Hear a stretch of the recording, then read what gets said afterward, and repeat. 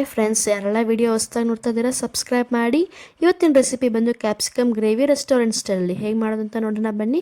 ಕಡಾಯಿಗೆ capsicum ಮತ್ತು ಈರುಳ್ಳಿ ಹಾಕಿ ಚೆನ್ನಾಗಿ ಹುರ್ಕೊಂಡು ಎತ್ತಿಟ್ಕೊಂಡೆ.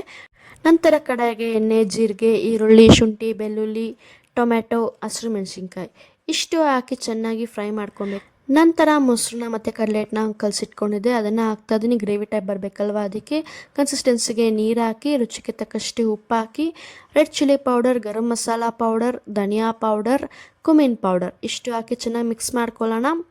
ನಂತರ ಹುರಿದಿಟ್ಕೊಂಡು ಕ್ಯಾಪ್ಸಿಕಮ್, ಈರುಳ್ಳಿ ಹಾಕಿ ಜಸ್ಟ್ 1 ಸ್ಪೂನ್ ಸಾಂಬಾರು ಪೌಡರ್ ಹಾಕಿ ಸ್ಪೈಸಿ ಟೇಸ್ಟ್ಗೆ ಕ್ಯಾಪ್ಸಿಕಮ್ ಗ್ರೇವಿ ರೆಡಿ. ಚಪಾತಿ ಹಿಟ್ಟನ್ನ ಕಲಸಿಟ್ಕೊಂಡಿದ್ದೆ, ಈಗ ಲಟ್ಟಿಸ್ಕೊತಾ ಇದ್ದೀನಿ.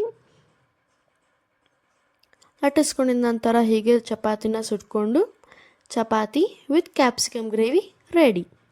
ಈ ರೀತಿ ಗ್ರೇವಿ ಮಾಡಿದ್ರೆ ಮಕ್ಕಳಿಗೆ ತುಂಬ ಇಷ್ಟ ಆಗುತ್ತೆ. ಒಂದು ಚಪಾತಿ ತಿನ್ನೋರು 2 ತಿಂತಾರೆ, 2 ತಿನ್ನೋರು 3 ತಿಂತಾರೆ. ಇನ್ನೊಂದು ಚಪಾತಿ ಬೇಕು ಅಂತ ಕೇಳಿ ಹಾಕಿಸ್ಕೊತಾರೆ.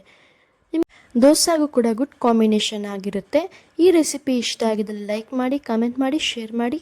Thank you friends, love you all.